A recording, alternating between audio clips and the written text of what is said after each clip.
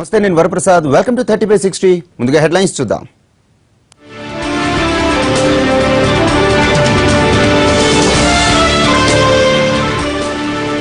Cashless అంటూ భ్రమంలో ముంచారు.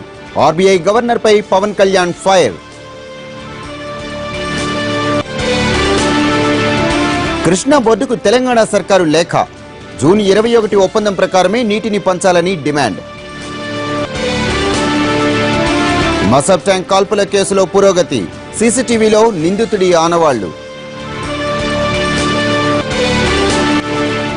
భారత్లో విధ్వంసానికి పాక్ కుట్రలు. భారీ ఉగ్రదాడులకు వ్యూహాలు.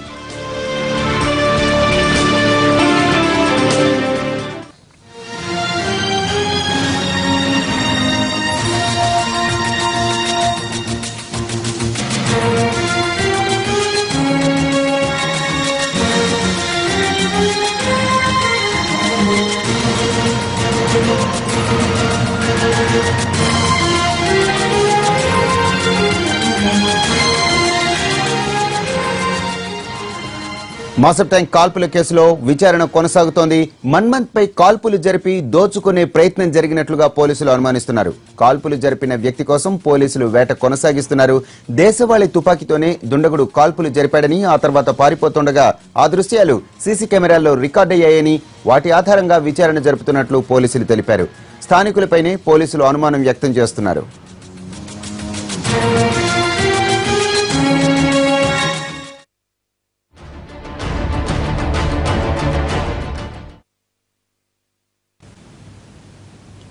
దాడికి దిగిన వ్యక్తి సీసీ ఫుటేజ్ దొరకడం తప్ప మాసబ్ ట్యాంక్ లో జరిగిన కాల్పుల మిస్టరీ ఇంకా వీడలేదు. కేబీఎస్ బ్యాంక్ సీఈఓ మన్మంత్ పై కాల్పులు జరిపింది ఎవరో అన్నది ఇంకా తెలియరాలేదు. దళియాతో పాటు అతడు నివాసం ఉంటున్న అపార్ట్మెంట్ వాచ్మెన్, ఇతర వ్యక్తులను పోలీసులు విచారించారు. బ్యాంక్ సీఈఓ అయినందున నోట్ల మార్పిడి వ్యవహారమే అయ్యుండొచ్చని మొదట అనుమానించారు పోలీసులు. అయితే విచారణలో అలాంటి అంశం బయటపడకపోవడంతో దొంగతనం కోసమే ఆగంతకుడు దళియా ఇంట్లోకి వచ్చినట్లు దాదాపు ఓ అభిప్రాయానికి వచ్చారు.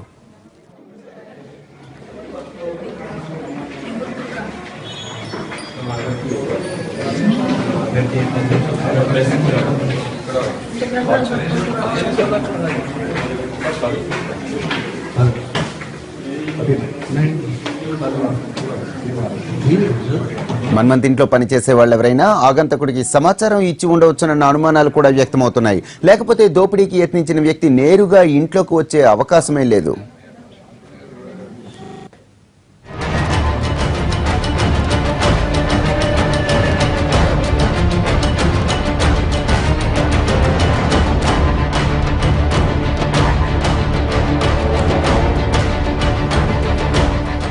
సీసీ కెమెరాలో ఆగంతకుడు పరిగెడుతున్న దృశ్యాలను కూడా పరిశీలిస్తున్నారు పోలీసులు. అతని జాడ కోసం ప్రత్యేక టీంలు గాలిస్తున్నాయి.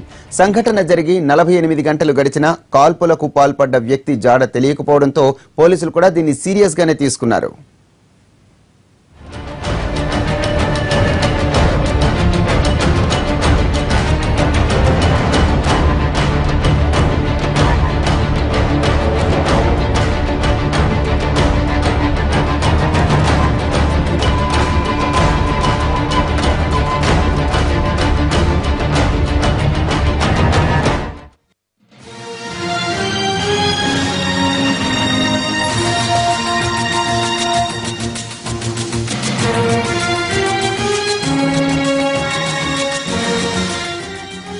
ర్యాష్ డ్రైవింగ్ ఓ బీటెక్ స్టూడెంట్ ప్రాణాలు తీసింది.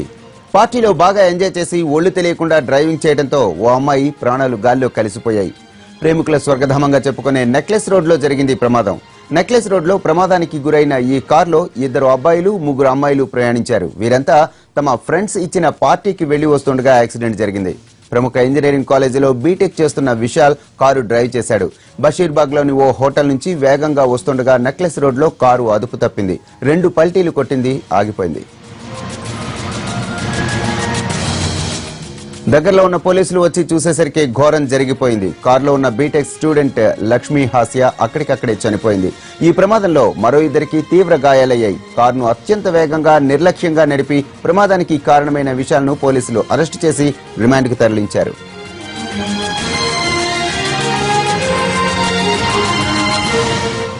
పార్టీలో విశాల్ మద్యం తీసుకున్నాడా లేదా అన్న విషయం తెలియాల్సి ఉంది. దీనిపై పోలీసుల విచారణ కొనసాగుతోంది. కరీంనగర్ కు చెందిన లక్ష్మీ హాస్య కుటుంబ సభ్యులు హైదరాబాద్ లో స్థిరపడ్డారు. అమ్మాయి బీటెక్ పూర్తి చేసి ఇంజనీర్ అవుతుందని సంబరపడ్డ తల్లిదండ్రులకు ఈ ప్రమాదం ఊహించని విషాదాన్ని ఇచ్చింది. ర్యాష్ డ్రైవింగ్ మరో ప్రాణాన్ని బలి తీసుకుంది. హైదరాబాద్ లోని నెక్లెస్ రోడ్ లో జరిగిన ప్రమాదంలో ఓ బీటెక్ విద్యార్థిని మృతి చెందింది. స్నేహితులతో కలిసి నెక్లెస్ రోడ్ లో వెడుతుండగా అతివేగంతో కారు అదుపు తప్పి పల్టీలు కొట్టింది. ఈ ప్రమాదంలో లక్ష్మీ హాస్య అనే స్టూడెంట్ మృతి చెందింది.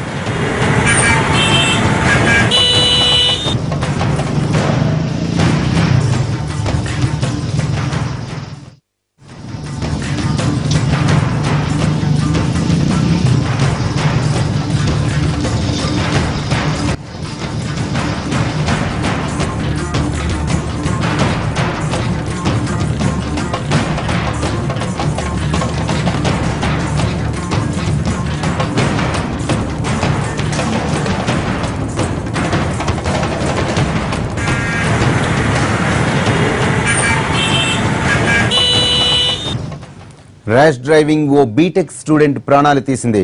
పార్టీలో బాగా ఎంజాయ్ చేసి ఒళ్ళు తెలియకుండా డ్రైవింగ్ చేయడంతో ఓ అమ్మాయి ప్రాణాలు గాల్లో కలిసిపోయాయి. ప్రేమికులకు స్వర్గధామంగా చెప్పుకునే నెక్లెస్ రోడ్ లో జరిగింది ప్రమాదం. నెక్లెస్ రోడ్ లో ప్రమాదానికి గురైన ఈ కారులో 2 అబ్బాయిలు 3 అమ్మాయిలు ప్రయాణిస్తున్నారు. వీరంతా తమ ఫ్రెండ్స్ ఇచ్చిన పార్టీకి వెళ్లి వస్తుండగా యాక్సిడెంట్ జరిగింది. ప్రముఖ ఇంజనీరింగ్ కాలేజీలో బీటెక్ చేస్తున్న విశాల్ కారు డ్రైవ్ చేశాడు. బషీర్బాగ్ లోని ఓ హోటల్ నుంచి వేగంగా వస్తుండగా నెక్లెస్ రోడ్ లో కారు అదుపు తప్పింది. 2 పల్టీలు కొట్టి ఆగిపోయింది.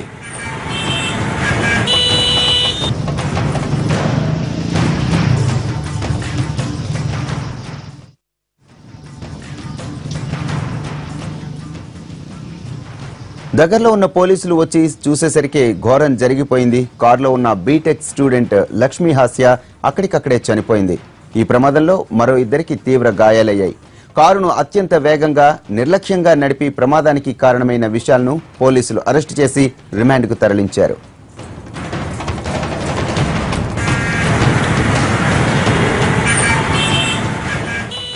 పార్టీలో విశాల్ మద్యం తీసుకున్నాడా లేదా అన్న విషయం తెలియాల్సి ఉంది. దీనిపై పోలీసుల విచారణ కొనసాగుతోంది. కరీంనగర్ కు చెందిన లక్ష్మీ హాస్య కుటుంబ సభ్యులు హైదరాబాద్ లో స్థిరపడ్డారు.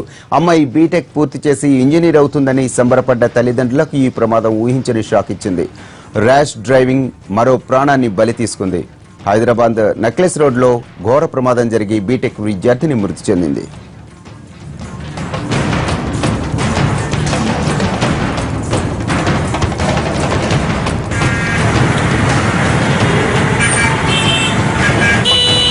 స్నేహితులతో కలిసి నెక్లెస్ రోడ్ లో వేగంగా వెడుతుండగా అతివేగంతో కారు అదుపు తప్పి పల్టీలు కొట్టింది. ఈ ప్రమాదంలో లక్ష్మీ హాస్య స్టూడెంట్ మృతి చెందింది.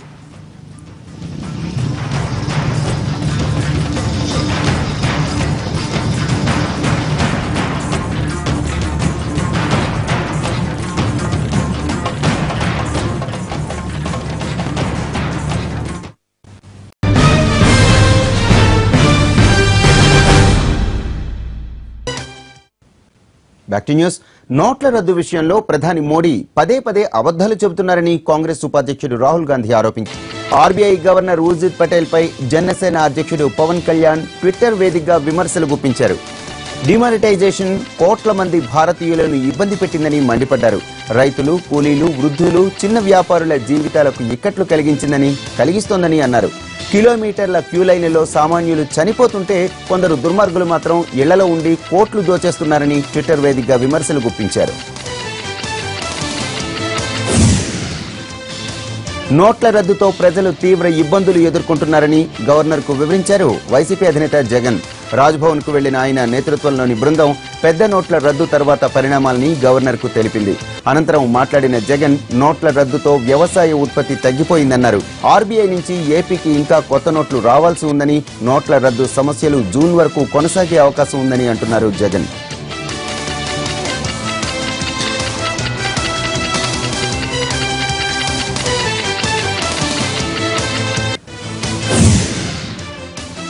మిషన్ భగీరథలో తెలంగాణపై ఆసక్తికర చర్చ జరిగింది.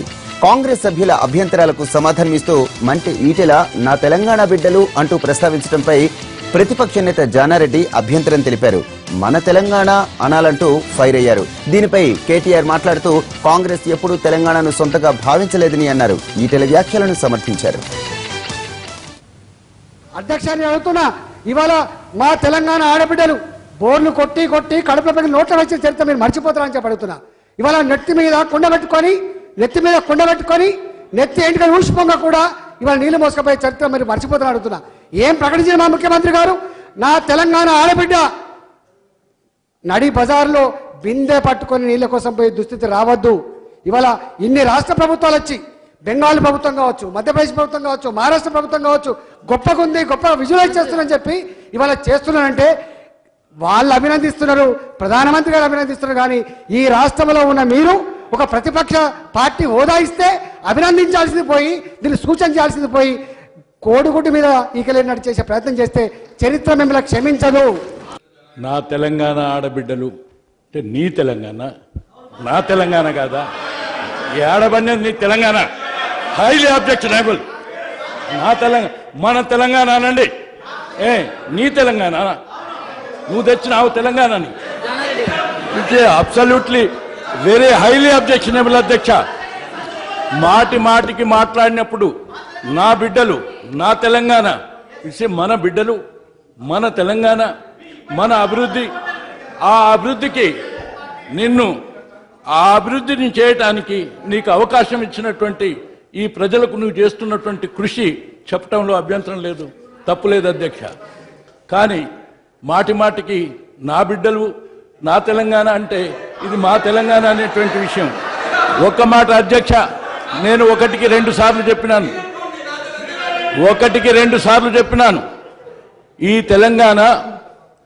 ఈ తెలంగాణ ప్రజల యొక్క ఆశలు ఆకాంక్షల కొరకు తెలంగాణ రాష్ట్రం ఏర్పడ్డ సంగతి, తెలంగాణ కావాలనేటువంటి అడిగినటువంటి వాళ్ళందరిలో భాగంగా మీరు కూడా ఒక భాగం. మీరు ముందుండి అడిగినటువంటి వాళ్ళలో మీరు ఉండవచ్చును. కానీ సింహభాగంగా, అంతకంటే రెండు సింహాల భాగంగా మేము ఏర్పాటు చేసినటువంటిది కాంగ్రెస్ పార్టీ ప్రభుత్వం అని చెప్పి, అది లేకపోతే ఈ మాట్లాడేటువంటి ఒక అవకాశమే మీకు రాలేదు. నా తెలంగాణ అంటున్నావు, నా బిడ్డలు అంటున్నావు, మన బిడ్డలను మన తెలంగాణ అంటూ రాజేందర్ గారికి హితబోధ చేశారు అధ్యక్ష. గౌరవనీయులు జానారెడ్డి గారికి నేను గుర్తు చేస్తా ఉన్నా అధ్యక్ష, కాంగ్రెస్ పార్టీ ఏనాడు కూడా నా తెలంగాణ అనుకోలేదు అధ్యక్ష. అందుకే ఆనాడు 1956లో ఇష్టం లేని బలవంతపు పెళ్లి చేసింది ఆంధ్రాకు తెలంగాణకు ఇదే కాంగ్రెస్ పార్టీ అధ్యక్ష. 69లో ఉద్యమం వస్తే 370 మంది పిల్లల్ని పిట్టల్ని కాల్చినట్టు కాల్చి చంపింది ఇదే కాంగ్రెస్ పార్టీ అధ్యక్ష. 2004 నుంచి 2014 వరకు, 2004లో మాటిచ్చి 2014 వరకు తాత్సారం చేసి చివరికి విధిలేని పరిస్థితుల్లో తెలంగాణ ఇవ్వక తప్పని పరిస్థితి తెచ్చుకున్నది ఇదే కాంగ్రెస్ పార్టీ అధ్యక్ష. ఈ రోజు మేము ఇచ్చాము అని మీరు అనగానే మీరు చెప్పుకుంటే మీరు సర్టిఫికెట్లు ఇచ్చుకుంటే కుదరదు అధ్యక్ష. ప్రజలు ఎవరిని గుర్తించాలి, ఎవరిని మరి తెలంగాణ ఎవరి చేతుల్లో పెట్టాలి, ఎవరి వల్ల న్యాయం అవుతుందో ప్రజలకు తెలుసు కాబట్టే ఈరోజు టీఆర్ఎస్ పార్టీని ఇక్కడ కూర్చోబెట్టారు, కాంగ్రెస్ పార్టీని అక్కడ కూర్చోబెట్టారని చెప్పేసి కూడా దయచేసి పెద్దలు గమనించాలి. రాజేందర్ గారు చెప్పిన దానిలో తప్పేం లేదు అధ్యక్ష.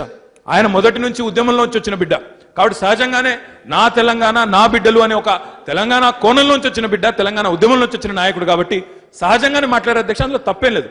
అందులో వారికి అంత ఇబ్బంది కలిగించింది ఏంటో నాకైతే అర్థం కాలేదు. కానీ అసెంబ్లీలో మిషన్ భగీరథపై చర్చ సందర్భంగా అధికార విపక్షాల మధ్య మాటల యుద్ధం జరిగింది. కాంగ్రెస్ నేతలు, మంత్రి కేటీఆర్ మధ్య పలుమార్లు వివిధ అంశాలపై వాగ్వాదం చోటు చేసుకుంది. తెలంగాణ గురించి మంత్రి మిషన్ భగీరథలో ఆంధ్ర కాంట్రాక్టర్లకు కాంట్రాక్టులు ఇచ్చారని ఉత్తమ్ ఆరోపించారు. ఆరోపణలు నిరూపించాలని, లేదంటే పరువు నష్టం దావా వేస్తామంటూ ఫైర్ అయ్యారు కేటీఆర్. ఇద్దరి మధ్య మాటకు మాట ఇప్పుడు చూద్దాం. ఆంధ్ర తెలంగాణ చాలా మాట్లాడారు. ఈ మంత్రి గారి హయాంలో మొత్తం వర్క్స్ ఆంధ్ర కాంట్రాక్టర్ అప్పచెప్పింది వీళ్ళు కదా అని అడుగుతున్నారు. మొత్తం కాంట్రాక్టర్ లిస్ట్ ఇవ్వండి, వెనక జరిగిన విషయాలు కూడా మాట్లాడదాం.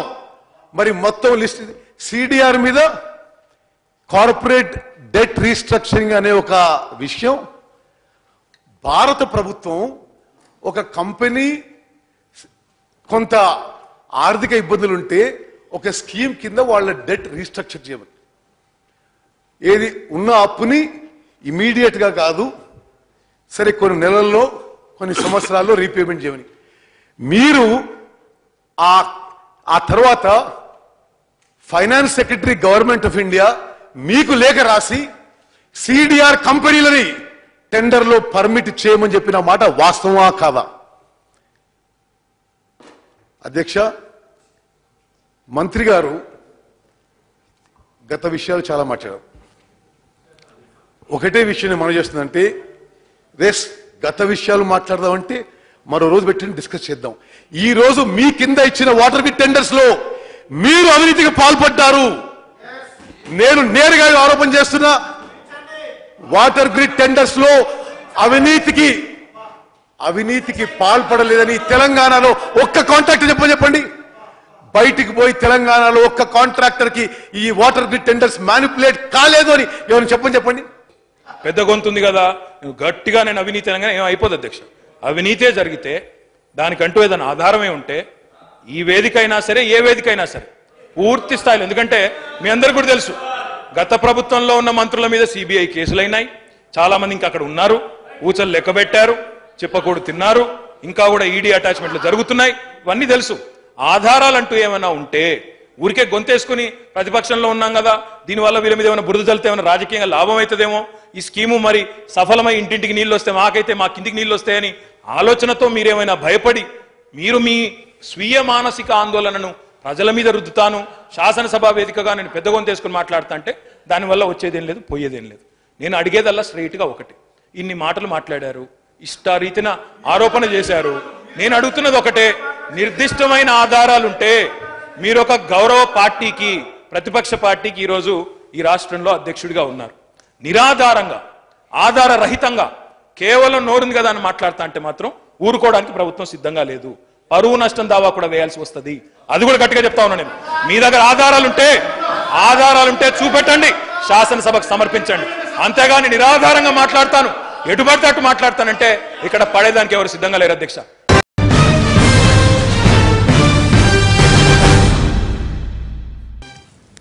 Back to news. తెలంగాణలో వెనుకబడిన ప్రాంతాల అభివృద్ధికి కేంద్రం మరో 450 కోట్ల ప్రత్యేక సాయాన్ని విడుదల చేసింది. ఏపీ పునర్వ్యవస్థీకరణ చట్టం ప్రకారం తెలంగాణలోని 9 వెనుకబడిన జిల్లాల అభివృద్ధికి ఈ నిధులను ఖర్చు చేస్తారు. పాత ఆదిలాబాద్, నిజామాబాద్, కరీంనగర్, వరంగల్, మెదక్, మహబూబ్ నగర్, రంగారెడ్డి, నల్గొండ, ఖమ్మం జిల్లాలకు ఈ నిధులు అందుతాయి. వెనుకబడిన జిల్లాల అభివృద్ధికి ఇప్పటివరకు కేంద్రం మొత్తం 900 కోట్లు విడుదల చేసింది.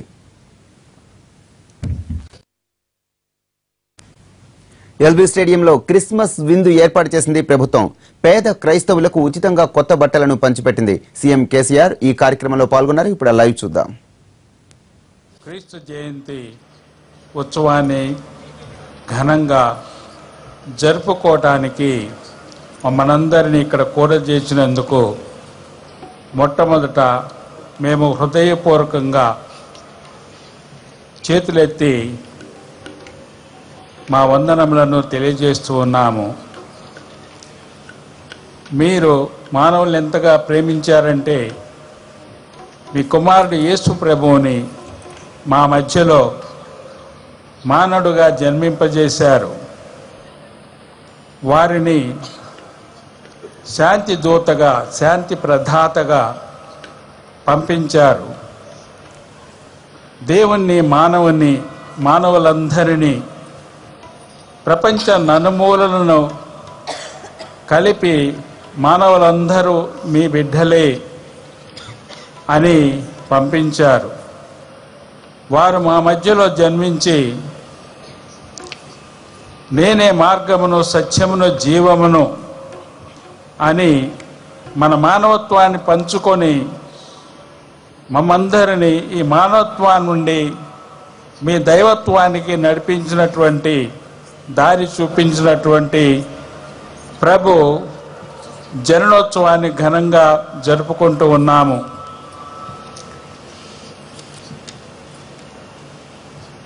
దేవదూతలు యేసు ప్రభు జన్మించినప్పుడు మహోన్నతమైన సర్వేశ్వరునికి మహిమ, భూలోకంలో మంచి మనసు కలవారందరికీ శాంతి కలుగునుగాక అనే కీర్తనలు పాడారు.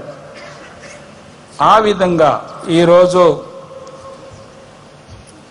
ఆనరబుల్ చీఫ్ మినిస్టర్ గారు, మంత్రి మండలి ఈ క్రిస్మస్ వేడుకలని తెలంగాణ రాష్ట్ర వేడుకలుగా జరుపుకోవటానికి ఇటువంటి మంచి అవకాశాన్ని, మంచి చీఫ్ మినిస్టర్ గారిని ఇచ్చినందుకు మొట్టమొదట మా అందరి తరపున మీకు హృదయపూర్వకంగా స్తోత్రాలు చెల్లిస్తూ ఉన్నాము. ఈ సందర్భంలోనే వీరు మొదటి ముఖ్యమంత్రిగా ఎన్నికై మా తెలంగాణ రాష్ట్రాన్ని బంగారు తెలంగాణగా మార్చుటకు అనేక నూతన పద్ధతులను అనుసరించి ప్రణాళికలను రచించి నడిపిస్తున్నటువంటి మా ఆనరబుల్ చీఫ్ మినిస్టర్ గారిని, వారి మంత్రి మండలందరినీ నిండుగా ఆశీర్వదించమని, ముందుకు నడపమని ఈరోజు ప్రత్యేకంగా ప్రార్థన చేస్తూ ఉన్నాము. సర్వశక్తుల సర్వేశ్వర పరలోక తండ్రి, మాధవ ప్రేమని నేర్పించి యేసు ప్రభుని మా మధ్యలో జన్మింపజేసినందుకు ఈ క్రీస్తు జయంతి సందర్భంగా ప్రభుత్వం వారిని, ముఖ్యంగా మా ఆనరబుల్ చీఫ్ మినిస్టర్ గారిని, ఆర్గనైజర్స్ అందరినీ, ఇక్కడ చేరినటువంటి పెద్దలందరినీ, ప్రతి ఒక్కరిని నిండుగా ఆశీర్వదించి ముందుకు నడిపించమని, మా తెలంగాణ రాష్ట్రాన్ని బంగారు తెలంగాణ మార్చుటలో ప్రతి ఒక్కరు కూడా మా ప్రభుత్వంతో సహకారాన్ని నిండుగా అందిస్తూ ముందుకు నడవాలని చెప్పేసి మనసారా ప్రార్థిస్తూ ఉన్నాము. ఈ మనవులన్నీ మా ఏలిన వారైన యేసు ప్రభు ద్వారా మాకు దయచేయండి. పితా పుత్ర పవిత్రాత్మ నామమున ఆమేన్. Kindly be seated. LB stadium నుంచి ప్రత్యక్ష ప్రసారం చేసే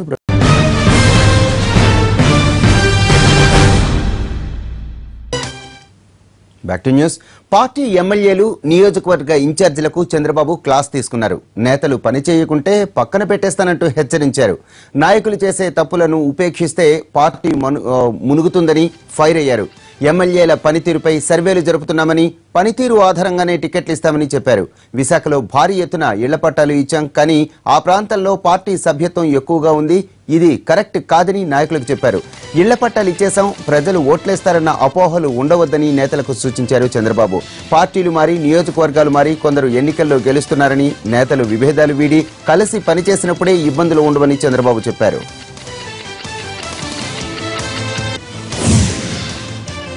మోడీ విధించిన 50 రోజుల గడువు ముగియగానే పెద్ద ఎత్తున ఆందోళనలు చేయాలని కాంగ్రెస్ పార్టీ నిర్ణయించింది. ప్రజల కష్టాలు అప్పటికి కూడా తీరేలా లేవని కాంగ్రెస్ నేతలు అభిప్రాయపడ్డారు. గాంధీభవన్లో కాంగ్రెస్ ముఖ్య నాయకులు సమావేశమై నోట్ల రద్దు తర్వాత ప్రభుత్వం వైఫల్యంపై చేపట్టాల్సిన పోరాటాలను చర్చించారు. కేంద్ర ప్రభుత్వ సంస్థలు, బీజేపీ నేతల ఇళ్లు, ఆఫీసుల ముందు ప్రజలతో కలిసి ధర్నాలు చేయాలని నిర్ణయించారు. ఈ సమావేశానికి ఏఐసీసీ సెక్రటరీ కుంతియా హాజరయ్యారు. పెద్ద నోట్ల రద్దు వ్యవహారం వెనక్కు తీసుకోవాలని కమ్యూనిస్టు పార్టీలు డిమాండ్ చేశాయి. వనపర్తి జిల్లా కేంద్రంలోని ఎస్బీహెచ్ బ్యాంకు ముందు ధర్నాకు దిగిన సిపిఎం, సిపిఐ నాయకులు పెద్ద నోట్ల రద్దుతో రైతులు, చిరు వ్యాపారులు తీవ్ర ఇబ్బందులు పడుతున్నారని ఆరోపించారు. మార్కెట్కు ధాన్యం తీసుకువెళ్లిన రైతులకు చెక్కులు ఇస్తుండటంతో వారు చాలా ఇబ్బందులు పడుతున్నారని మండిపడ్డారు. మోడీ తీసుకున్న నోట్ల రద్దు నిర్ణయంతో చిరు వ్యాపారులు రోడ్డున పడ్డారు. దీంతో వెంటనే చిన్న నోట్లను అందుబాటులోకి తీసుకురావాలని డిమాండ్ చేశారు. పెద్ద నోట్ల రద్దుతో సామాన్యులు తీవ్ర ఇబ్బందులు పడుతున్నారని కార్మిక సంఘాలు ఆరోపించాయి. ఖమ్మం నగరంలో నిరసన ర్యాలీ నిర్వహించిన కార్మిక సంఘాలు అనంతరం ఎస్బీఐ మెయిన్ బ్రాంచ్ ఎస్బీహెచ్ వద్ద ధర్నాకు దిగాయి. ప్రధాని మోడీ తీసుకున్న నిర్ణయం సరైంది కాదన్న కార్మిక సంఘాల నేతలు పెద్ద నోట్ల రద్దు కార్పొరేట్ శక్తులకు ఓ వరంగా మారిందని మండిపడ్డారు. ప్రభుత్వం ఇప్పటికైనా 2000 రూపాయల నోటు ముద్రణను రద్దు చేసి 500 నోటును ముద్రించాలని డిమాండ్ చేశారు. తిరుపతిని స్మార్ట్ సిటీగా తీర్చిదిద్దేందుకు టీటీడీ కూడా సహకారం అందిస్తుందన్న చైర్మన్ చదలవాడ కృష్ణమూర్తి ఏర్పేడు నుంచి కాలూరు క్రాస్ రోడ్డు వరకు ఆధునికీకరణ పనుల కోసం 10 కోట్ల రూపాయల నిధులను కేటాయిస్తుందన్నారు. తిరుమలలోని అన్నమయ్య భవన్లో సమావేశమైన టీటీడీ పాలక మండలి పలు నిర్ణయాలు తీసుకుంది. అదనపు పోర్టులో పనిచేసే 176 మంది కాంట్రాక్ట్ కార్మికులకు మరో ఏడాది పొడిగిస్తున్నట్లు తెలిపారు. టీటీడీ రవాణా విభాగంలో పనిచేసే 156 మంది డ్రైవర్ల జీతాన్ని 15,000 నుంచి 24,500కు పెంచుతున్నట్లు ప్రకటించారు. టీటీడీ అనుబంధ ఆలయాల్లో 447 అర్చకులు, పరిచారకుల పోస్టుల భర్తీకి నిర్ణయం తీసుకున్నట్లు తెలిపారు. వీటితో పాటు వకుళామాత ఆలయం అభివృద్ధికి నిర్ణయం తీసుకున్నామన్నారు టీటీడీ చైర్మన్ చదలవాడ.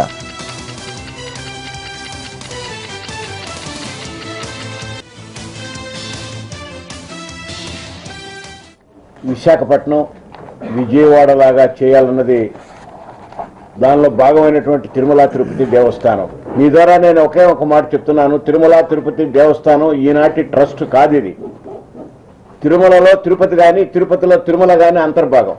ఈ సుందరీకరణలో ఎయిర్పోర్ట్ నుంచి కాలూరు దాకా బ్రహ్మాండంగా చేయాలని 100 ఫీట్ రోడ్ సుందరీకరణలో.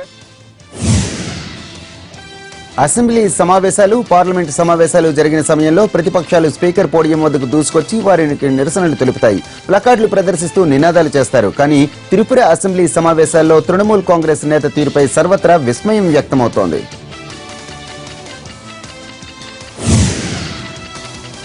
మధ్యప్రదేశ్ రాజధాని భోపాల్లో ఐటీ అధికారులు దాడులకు దిగారు.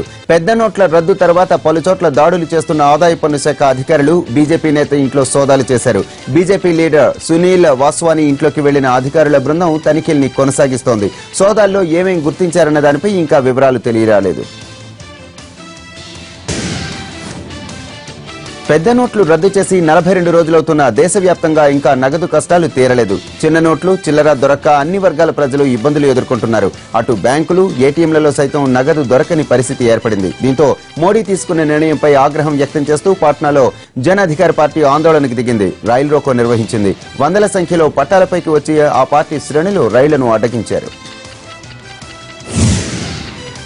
పెద్ద నోట్ల రద్దుతో కోటి రూపాయల బ్యాంకులో డిపాజిట్ చేసిన ఓ వ్యక్తి ఐటీ అధికారులకు అడ్డంగా దొరికిపోయాడు. అనుమానంతో తనిఖీలు చేస్తే 650 కోట్ల ఖజానా వెలుగు చూసింది. ఆదాయ పన్ను ఎగ్గొట్టి మరీ 100 కోట్లు కూడబెట్టిన ఆ వ్యక్తి ఏం చేసేవాడో తెలిస్తే అవాక్కవటం ఖాయం. అతగాడు అమ్మింది టీలు, స్నాక్స్. వాటిపై వచ్చిన లాభంతో దశాబ్ద కాలంగా వడ్డీ వ్యాపారం చేశాడు. ఏడాపేడా సంపాదించేసి కిలోల కొద్దీ బంగారం, వెండిని లాకర్లలో దాచేశాడు. గుజరాత్లోని సూరత్లోని బ్యాంకుల్లో నగలను సీజ్ చేశారు అధికారులు. టీ, స్నాక్స్ అమ్మకాలు, వడ్డీ వ్యాపారంతో 650 కోట్లు సంపాదించిన ఆ వ్యాపారి పేరు కిషోర్ భుజియావాలా. బ్యాంకు ఖాతాలు, లాకర్లను తనిఖీలు చేస్తున్న అధికారులు ఇప్పటి వరకు 6.5 కోట్ల నగదు సీజ్ చేశారు. కిషోర్ ఇల్లు, కుటుంబీకుల, బంధువులు, సన్నిహితుల ఇళ్లలోనూ వారం రోజులుగా తనిఖీలు చేస్తున్న ఐటీ అధికారులు కిలోల కొద్దీ బంగారం, 50 కిలోల వెండి, 1,39 లక్షల విలువైన వజ్రాలు, స్థలాలు, పొలాలకు సంబంధించిన డాక్యుమెంట్లను స్వాధీనం చేసుకున్నారు. వీటన్నింటినీ లాకర్లలో దాచి ఉంచాడని తెలిపారు. ఆదాయ పన్ను శాఖ అధికారులు భుజియావాలాకు, అతని కుటుంబీకులకు మొత్తం 40కి పైగా అకౌంట్లున్నాయన్నారు. 3.5 ఏళ్లుగా టీ, స్నాక్స్, దశాబ్ద కాలంగా వడ్డీ వ్యాపారం చేస్తున్న భుజియావాలా ప్రస్తుత సంపాదనే నెలకు 15 కోట్లు ఉంటుందని తేల్చారు. అయితే ఏటా తాను కేవలం 1.5 కోటి మాత్రమే సంపాదిస్తున్నట్లు ఇన్కమ్ ట్యాక్స్ రిటర్న్స్ లో చూపించాడు.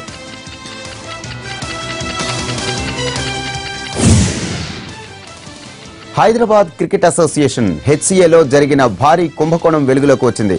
హెచ్సీఏలో జరిగిన అవకతవకలపై ఆడిటింగ్ చేసిన డెలాయిట్ 120 కోట్ల మేరకు గోల్మాల్ జరిగినట్లు నిర్ధారించింది. దీంతో హెచ్సీఏ అధ్యక్షుడు, మాజీ క్రికెటర్ అర్షద్ అయూబ్, కార్యదర్శి జాన్ మనోజ్లపై ఉప్పల్ పోలీస్ స్టేషన్లో కేసు నమోదైంది. నిందితులపై పలు నేరాలు మోపిన పోలీసులు కఠిన చర్యలు తీసుకుంటామంటున్నారు. ఇప్పటికే జస్టిస్ లోథా కమిటీ సిఫార్సులపై బీసీసీఐ ఉక్కిరిబిక్కిరవుతోంది. సుప్రీంకోర్టు చేత చివాట్లు కూడా తింటోంది. ఈ నేపథ్యంలో హైదరాబాద్ క్రికెట్ అసోసియేషన్ లో వెలుగు చూసిన స్కామ్ మరిన్ని ఇబ్బందులకు దారితీసే అవకాశం ఉంది. ఇంతకు ముందేమో హెచ్సీఏలో భాగవతంపై బీసీసీఐ ఉన్నతాధికారుల